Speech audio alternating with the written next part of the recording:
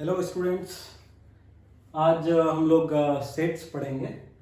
Sets जो पहला chapter है 11th क्लास का, और इसमें सेट्स को आगे समझने के लिए सबसे पहले हम कुछ बेसिक चीज़ें समझना चाहेंगे। जो ये सिंबल्स यूज़ किए जाते हैं नॉर्मली, जैसे आप जो भी चैप्टर्स में क्वेश्चन करेंगे उसमें कुछ सिंबल्स यूज़ किए जाएंगे, जैसे कैपिटल एन है, जेड है, क्यू है, आर और जेड पॉजिटिव, क्यू पॉजिटिव। तो ये सब जो सिंबल यूज़ किए जाते हैं, पहले इसका मतलब समझ लें हम लोग तो ज़्यादा अच्छा रहेगा। ठीक है, तो देखिए कि N mean set of all natural numbers.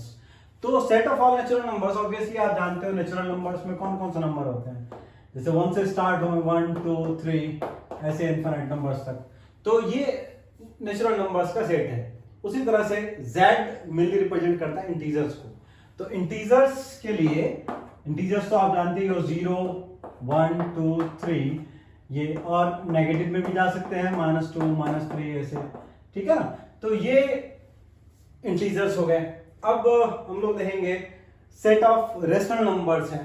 Set of rational numbers को हम क्यू से रिप्रेजेंट करते हैं। तो रेशनल नंबर्स में कौन से नंबर आते हैं, तो देखिए रेशनल नंबर्स ऑब्वियसली आपको पता ही होगा, जो नंबर्स आप पी बाई क्यू के फॉर्म में रिप्रेजेंट कर सकते हो। इन शॉर्ट कौन कौन से नंबर आएंगे मैं लिख देता हूं। जैसे कि जो काउंटिंग नंबर्स हैं, ये 1 2, इवन आप 0 भी ले सकते हो, माइनस का कोई नंबर ले सकते हो आप, और फ्रैक्शन में 5/3, ये सब नंबर्स होते हैं जो रेशनल नंबर्स हैं। ठीक है, और आर से हम लोग रिप्रेजेंट करते हैं किसको, रियल नंबर्स को। तो रियल नंबर्स में कौन कौन से नंबर आते हैं, आप जानते हैं रियल और एक नॉट रियल होता है। रियल में वो सारे नंबर्स आते हैं एक्सेप्ट, जैसे रूट के अंदर नेगेटिव है, वो नॉट रियल नंबर्स है।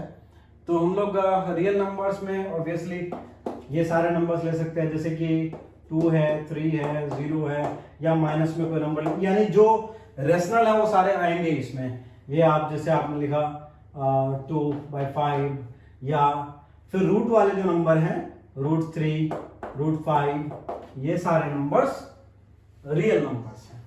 ओके, आगे हम लोग देखते हैं z+ means positive integers. Positive integers यानी z for integers and z+ means only positive integers. तो ओनली पॉजिटिव इंटीजर्स में कौन कौन से होंगे, जैसे 0 1 2 3, ये पॉजिटिव इंटीजर्स हैं।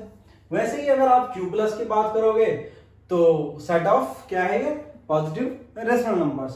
तो रेशनल नंबर्स तो ये आपको पता ही है, तो ये रेशनल नंबर्स होते हैं, इसमें सिर्फ पॉजिटिव वाले लेना है, नेगेटिव वाले नहीं लेना है। तो ये आपका हो जाता है, ये कुछ बेसिक सिंबल्स हैं। इन सिंबल्स को पहले समझना जरूरी है, और इसी के बेस पे हम आगे चैप्टर को स्टार्ट करेंगे। तो चलिए देखते हैं सेट्स में। सबसे पहले हम लोग स्टार्ट करते हैं टॉपिक। सेट्स में सबसे पहले हम लोग देखते हैं इसका डेफिनेशन क्या है। सेट्स को डिफाइन करते हैं। सेट्स मीन्स होता है, it is a collection of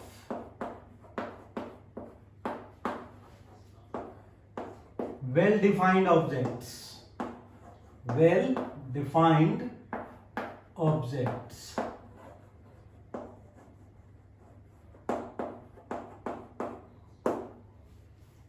sets का मतलब है it is a collection of well defined objects. ठीक है, इसमें जो वर्ड यूज किया गया वेल डिफाइंड, ये बहुत इंपॉर्टेंट है। इसे हम देखते हैं क्यों इंपॉर्टेंट है। एक्चुअली सेट्स का मतलब होता है, बहुत सिंपल लैंग्वेज में आपको बता रहा हूं, कि सेट्स में जैसे आप कुछ पार्टिकुलर केस लेते हैं, जैसे कि अल्फाबेट्स हैं, उसमें जो लेटर्स हैं हमारे पास, उसमें कुछ वॉवेल्स हैं। तो वॉवेल्स का कलेक्शन, अगर कलेक्शन ऑफ वॉवेल्स की बात करें हम, तो कौन कौन से हैं, ए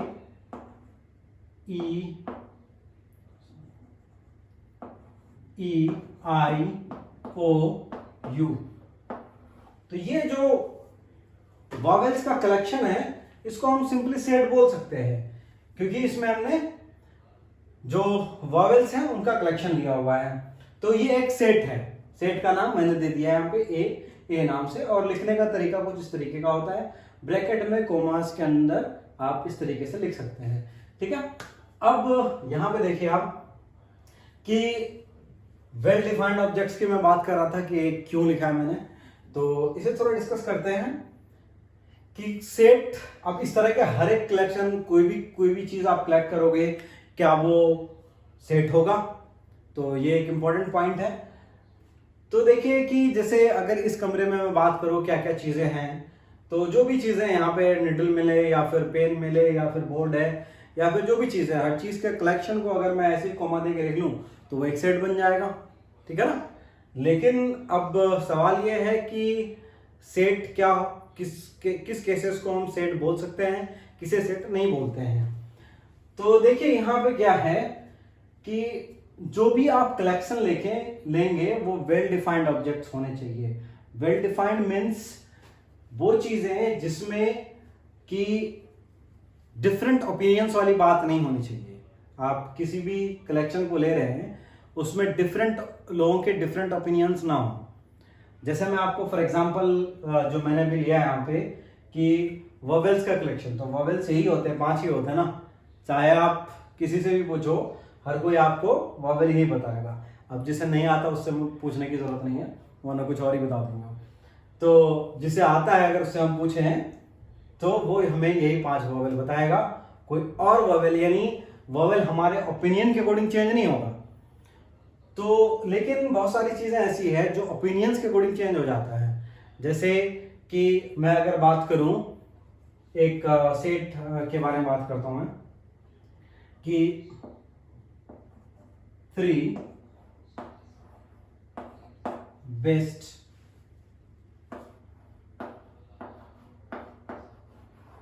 बॉलीवुड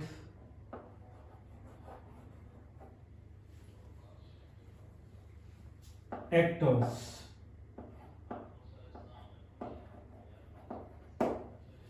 3 बेस्ट बॉलीवुड एक्टर्स।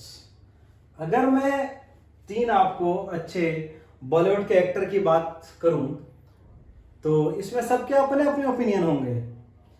कोई जो भी 3 बॉलीवुड एक्टर्स की अपनी लिस्ट बनाएंगे, बेस्ट बॉलीवुड एक्टर जो उन्हें पसंद है, तो वो अपने अकॉर्डिंग बनाएंगे, क्योंकि आपने कहा है बेस्ट बॉलीवुड एक्टर्स। तो अब मुझे लगता है कि किसी एक एक्टर को टॉप पे रखना चाहिए, किसी 3 बेस्ट एक्टर मेरे अकॉर्डिंग हैं, आपके अकॉर्डिंग कोई और 3 बेस्ट एक्टर्स हैं। तो यहाँ पे क्या है कि ओपिनियंस वाली बात हो जाएगी, तो सबके अपने अपने सेट्स बनेंगे। तो ऐसे केसेस में हम इसको सेट नहीं बोल सकते हैं। तो ये इस तरह का जहां पे भी ओपिनियंस की बात हो जाएगी वो सेट नहीं होता। अब मैं एक एग्जांपल और है, जैसे बात करता हूं कि novels written bye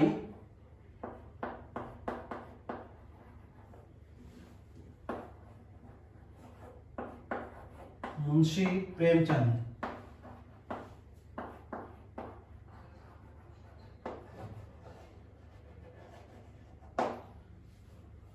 novels written by Munshi Premchand.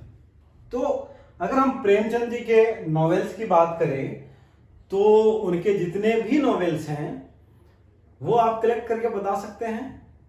तो हाँ, वो अलग बात है कि आपको उनके नॉवेल्स के बारे में नॉलेज लेने के लिए गूगल करना पड़े या फिर आप लाइब्रेरी में ढूंढो, जहां भी ढूंढो, लेकिन आपके पास बिना किसी डिफरेंट ओपिनियंस के सारे जितने भी इनके नॉवेल्स हैं उनका लिस्ट आपके पास होगा, और जो आपके पास होगा वो मेरे पास भी होगा। इसमें कोई डिफरेंट ओपिनियंस की बात नहीं होगी, ठीक है ना। अब कोई भी अगर आप इनके एक नॉवेल है कफन, उसके बारे में अगर आप बात करेंगे तो सब अपने ओपिनियन से तो नहीं बोल सकता। कोई कहेगा कि ये चेतन भगत की है, ऐसा तो नहीं हो सकता ना। वो डेफिनेटली प्रेमचंद की है तो प्रेमचंद की है। तो यहां पे ये एक सेट है, लेकिन ये एक सेट नहीं था, क्योंकि यहाँ पे डिफरेंट ओपिनियंस की बात थी। तो ये बेसिक चीज है, किसे आप सेट बोलेंगे या नहीं, ये उसके डेफिनेशन में एग्जैक्टली आपको बताया गया था कि it is a collection of well defined objects. Well defined होने चाहिए, उसे ही हम सेट्स बोलते हैं, ठीक है। तो ये था कि किसे सेट बोलते हैं किसे नहीं बोलते हैं। अब हम लोग नेक्स्ट टॉपिक समझेंगे कि सेट्स का रिप्रेजेंटेशन किस तरीके से होता है, जो हल्का सा मैंने आपको यहाँ पे दिखाया भी है, बट इसको हम थोड़ा सा और डिटेल में देखते हैं कि रिप्रेजेंटेशन ऑफ सेट्स कैसे होता है। चलिए आगे बढ़ते हैं। ओके, तो हम लोग आप आगे देखेंगे रिप्रेजेंटेशन ऑफ सेट्स। तो रिप्रेजेंटेशन ऑफ सेट्स यानी सेट्स को हम किस तरीके से रिप्रेजेंट कर सकते हैं। तो दो तरीके हैं यहाँ पे, पहला है इन रोस्टर फॉर्म और टेबुलर फॉर्म, जैसे हम रोस्टर या टेबुलर सेम है, और दूसरा आपका है सेट बिल्डर फॉर्म। अब दोनों रिप्रेजेंटेशन में क्या फर्क है ये देखते हैं। जैसे कि हमने मान लो लिखा है यहाँ पे कि एक सेट है ए, जो पहले भी एग्जांपल में लिया था हमने वोवेल्स को लेके कि जो वोवेल्स हैं वो ए ई आई ओ यू है। तो ये जो रिप्रेजेंट कर रहे हैं आप यानी इन ब्रैकेट कोमा देके, ये रिप्रेजेंटेशन आपका आता है रोस्टर फॉर्म में। उसी तरीके से हम कुछ नेचुरल नंबर्स लिख रहे हैं, नेचुरल नंबर्स अप टू 5, तो हम कुछ इसको इस तरीके से लिख सकते हैं 1 2 3 4 5 कोमा देके। तो ये नेचुरल नंबर का सेट लिया आपने 5 तक।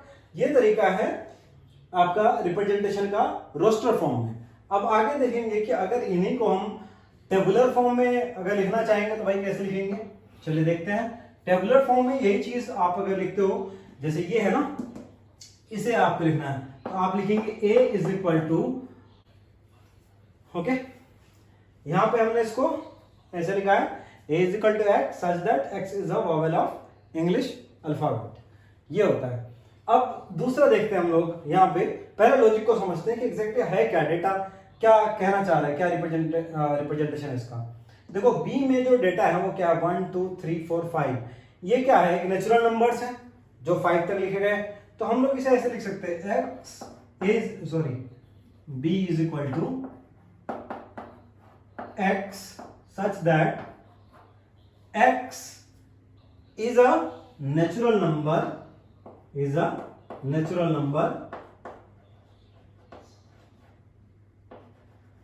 where, अब देखो सिर्फ नेचुरल नंबर लिखने का मतलब भाई 1 से लेके फिर इन्फिनिटी तक चलता रहेगा, तो मुझे लिमिट भी तो करना है कि 6 तक जाकर रुक जाओ। तो हम लोग कहेंगे x ग्रेटर देन 1 की अगर हम बात करें तो भाई 1 भी तो है, इसलिए इक्वल का साइन लगा देते हैं, और लेस देन कहां तक, लेस देन 6 करते हैं, सारे नेचुरल नंबर आ जाएंगे। तो ये तरीका है। अब आप देखो यहाँ पे x greater than equal to 1 less than 6, तो 1 और 1 से greater and less than 6 numbers तो बहुत सारे आते हैं। अगर आपको सिर्फ ये नंबर चाहिए तो पहले आपको रिप्रेजेंट यहां लिखना जरूरी था कि नेचुरल नंबर लेने हैं। तो अब सिर्फ नेचुरल नंबर्स इनके बीच में जो है वही सिर्फ आएंगे, यानी 1 2 3 4 5 तक, ठीक है। तो ये रिप्रेजेंटेशन हो गया एक सेट का in roster form and in set builder form. तो ये दो रिप्रेजेंटेशन के तरीके हैं सेट्स के लिए।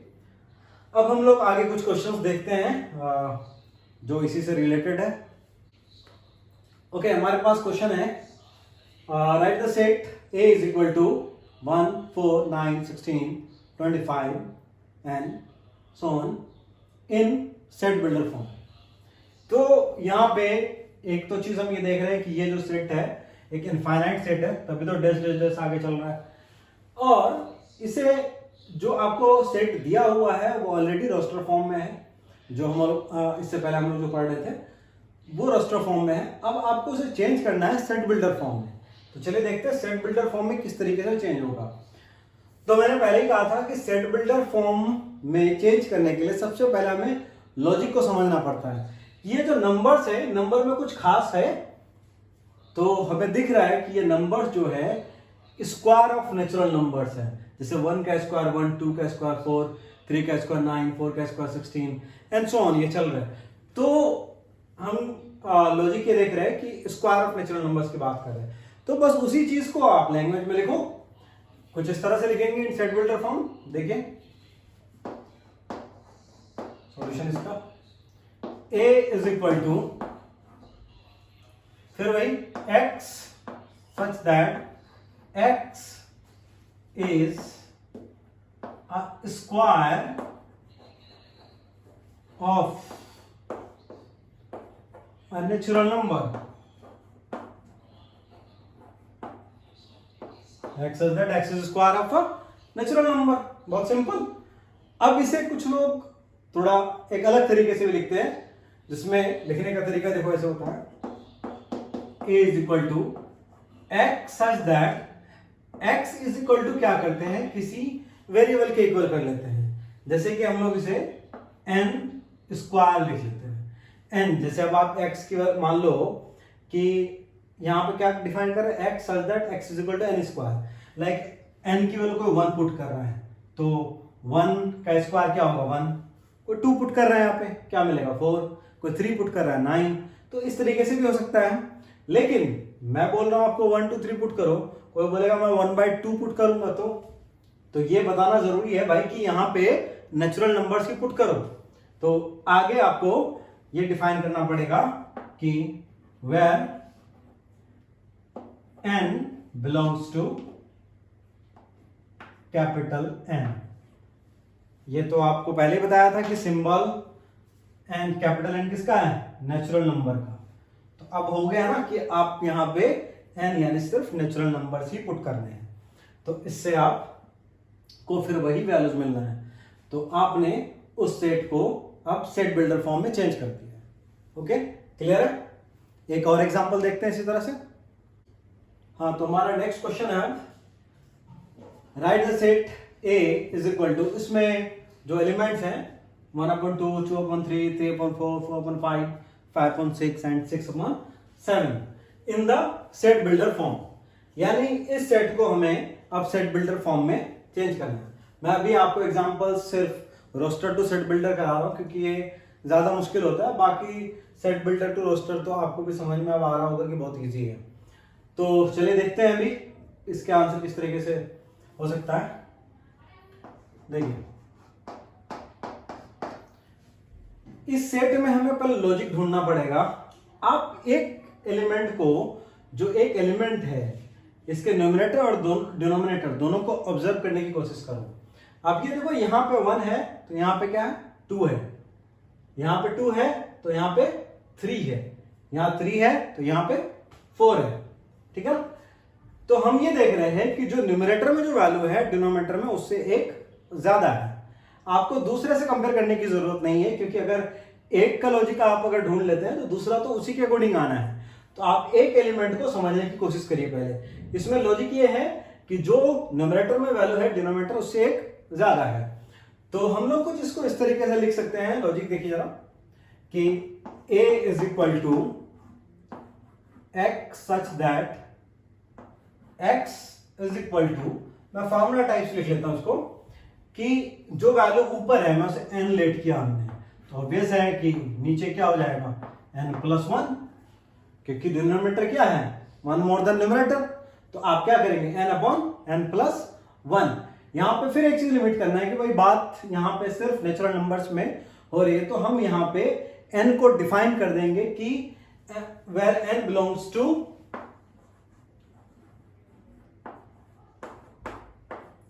Natural number, where n belongs to natural number. यानी यहां पे जो भी आप n पुट करेंगे वो सिर्फ नेचुरल नंबर्स होने चाहिए।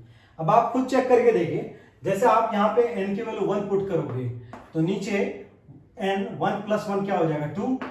फिर जब आप यहां पे n की वैल्यू 2 पुट करते हो तो 2/2+1 3। तो आ रहे वैल्यूज, यानी हमने जो लिखा है वो तरीका बिल्कुल सही है। तो इस तरीके से हम लोग किसी भी सेट्स के रिप्रेजेंटेशन को चेंज कर सकते हैं। और इस पे क्वेश्चन भी आता है। ये जो मैं आपको क्वेश्चन कराया अभी, ये एनसीईआरटी के एग्जाम्पल में भी है। हाँ, जरूरत ये है कि आप इसको सही से समझें। कॉन्सेप्ट अगर आपका क्लियर हो जाता है फिर तो क्वेश्चन कैसे भी रहेंगे आप इजीली डील कर सकते हैं।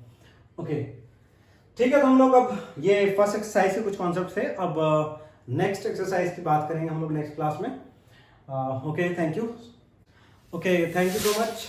और please like, share and subscribe for more similar updates. Thank you.